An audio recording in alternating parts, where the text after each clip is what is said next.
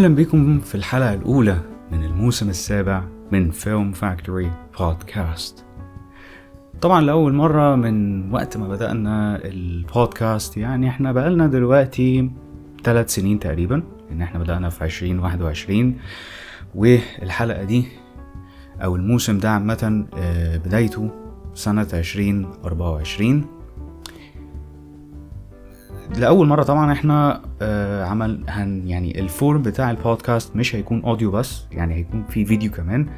الفيديو طبعا هيكون نسخة الفيديو هتكون متاحة على يوتيوب وعلى سبوتيفاي، بما ان سبوتيفاي اصبح فيها فيتشر مشاهدة الحلقات، يعني مش بس مجرد انها تتسمع، ولكن طبعا موجود النسخ الصوتية فقط على المنصات السمعية او المنصات الصوتية زي ما هي عادي جدا. بعتذر طبعا ان طولت عليكم في الموسم ده، ولكن ده العادي يعني، لان انا لما بنهي موسم في شهر 3 لازم اخد كده فترة كبيرة بريك شوية. المهم ان انا رجعت لكم من تاني. موضوع الحلقة دي اللي هنتكلم عنه النهاردة هيتكلم على نوع من انواع الحبكة. الحبكة دي اسمها The Idiot Plot. هي بالعربي ملهاش مسمى محدد، يعني هي ممكن مثلا تتشاف انها الحبكة الغبية مثلا، يعني او الحبكة يعني او مش الحبكة المغفلة، يعني هي الاقرب ليها، اقرب معنى ليها هو كلمة الحبكة الغبية.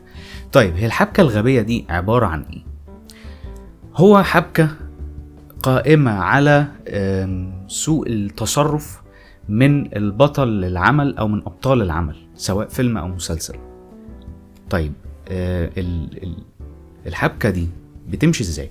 هي بتمشي ببساطة ان هو في خلال ال3 فصول طبعا، وبنبدأ من الفصل الاول يعني نهاية الفصل الاول والفصل الثاني كده، بنتكلم في ان بطل قرر ان هو يتصرف تصرف غبي جدا.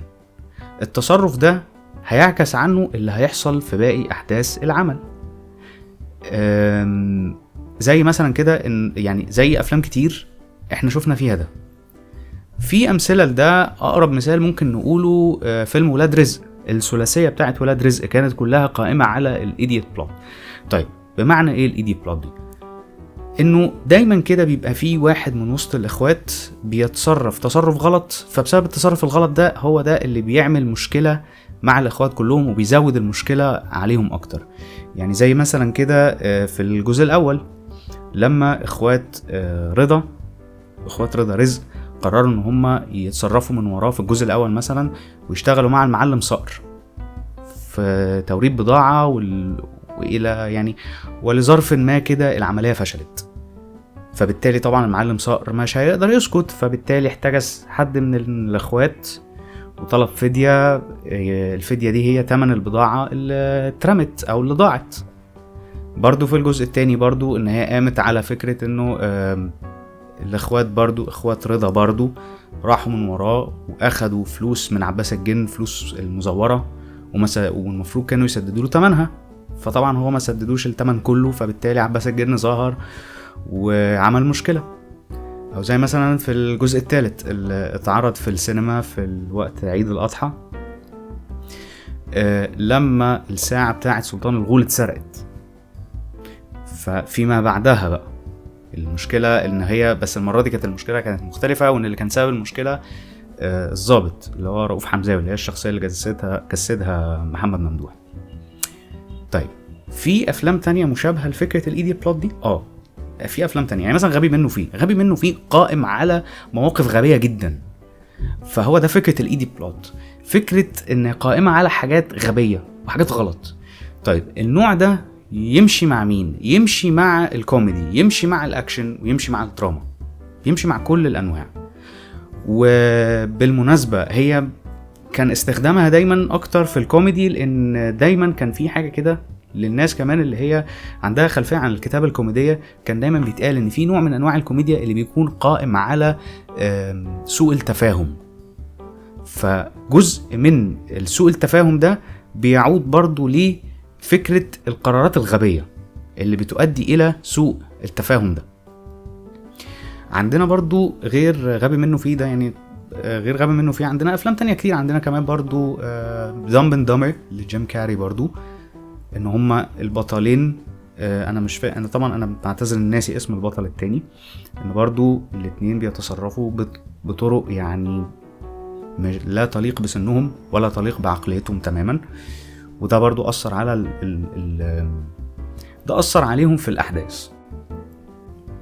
طيب بنتكلم ان الايديت بلوت دي، انا كل ده عمال اتكلم وما اتكلمتش على اصل الايديت بلوت جات منين او ازاي، دي بقى عايزين نحكيها شويه ولا ايه؟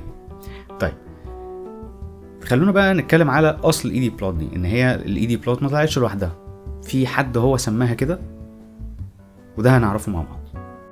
الايديت بلوت سماها الاسم ده اتنين من المتخصصين في صناعة الأفلام، ناقد فني ومخرج. مين دول؟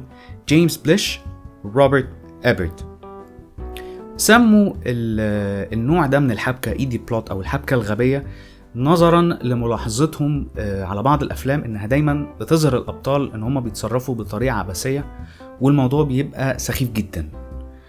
وممكن برضو كمان ان هو يجيب ان في ابطال اذكياء جدا بس قرروا مرة واحدة ان هم يتصرفوا غلط او يتصرفوا بطريقة عبثية. طيب بنتكلم برضو في ان الحبكة دي او الايديت بلوت دي بيبقى ليها متطلبات معينة علشان اقدر ان انا استخدم النوع ده من الحبكة في الكتابة بتاعتي. طيب هو بيبقى عايز ايه؟ ان هل الشخصية دي عندها مشكلة ولا اضطر انه ياخد القرار من قلة خبرته؟ لان برضو ان كون ان شخص بياخد قرار غبي بيرجع لحاجة من الاتنين، يا هو الشخص ده عنده مشكلة ما، قلة خبرة بقى يعني مثلا، او ممكن هو شخص مش فاهم هو بيعمل ايه، او ممكن يكون شخص طايش، ولا هو مش فاهم حاجة فعايز ياخد قرار بناء على ان هو فاكر ان الموضوع هيتحل بالقرار الغبي اللي اخده. طيب وهل القرار اللي خده بإرادته ولا كان في تحت ضغط؟ يعني هو كان مضغوط، كان عليه بيواجه ضغط معين خلاه ان هو يتصرف بالطريقة دي. وبالمناسبة النوع ده من الحبكة على فكرة ده مش نوع وحش خالص، ده نوع بيتم استخدامه عادي جدا في اي جونرا. الفكرة كلها بس ان هو المسج من وراء الاستخدام البلوت دي ان انا عايز اوصل للمشاهد انه على فكرة عادي ان في ناس بتغلط، البطل ده مش نبي، البطل ده ممكن يغلط عادي. او ممكن مثلا انه يجيب بطل تاني ان هو زي فكرة دمب اند دمبر كده، ان هو يقولك عادي في ناس كده دمب، they're dumb people، او في ناس متخلفة كده بتاخد قرارات متخلفة زيها عادي. في ممكن مثلا حد ذكي جدا بس غصب عنه خد قرار مرة واحدة كده فلتت منه وخد قرار كده مش حلو، فبيقولك ان ده طبيعي، كل الحاجات دي طبيعي انها تحصل. النوع ده من الحبكة يعني هو طبعا هو نوع منتشر ده اكيد، وده نوع بيتم استخدامه، ولكن عشان يتم استخدامه صح هو ان انا بحدد الحبكة دي وانا بعمل الخطوط العريضة للاحداث والخط سير الاحداث نفسها. طيب امتى بقى الايديت بلوت ما بتتحسبش انها ايديت بلوت اصلا؟ لو البطل خد قرار غلط بس في اخر لحظة تراجع عنه، او خد القرار الغلط وصلحه، كل ده يعني كحاجة فرعية. يعني زي مثلا كده ايه، انه الفيلم بيتكلم في قصة معينة فجاب حتة فرعية كده ان البطل مثلا نسي مثلا العيش في الفرن مثلا، فالعيش اتحرق والفرن كمان حرق المطبخ مثلا، فالبطل طبعا ادرك ده راح طفى الحريقة، خلاص ده يعني تمام. طيب حاجة تانية برضو ان هو امتى ما يتحسبش ان هو ايدي بلوت، لو القرار الغبي اللي خده البطل ده مش هيأثر على الأحداث، فده ساعتها شيء فرعي وتم ولو تراجع عنه كمان لا ما يبقاش ايدي بلوت خالص. وبكده نكون وصلنا لنهاية حلقتنا من فيلم فاكتوري بودكاست. تقدروا طبعا تتابعوني في صفحاتي على فيسبوك وعلى انستجرام وعلى تيك توك وعلى يوتيوب أحمد مصطفى. أنا بشكركم شكرا جزيلا، ونتقابل إن شاء الله في حلقة جديدة وموضوع جديد من فيلم فاكتوري بودكاست.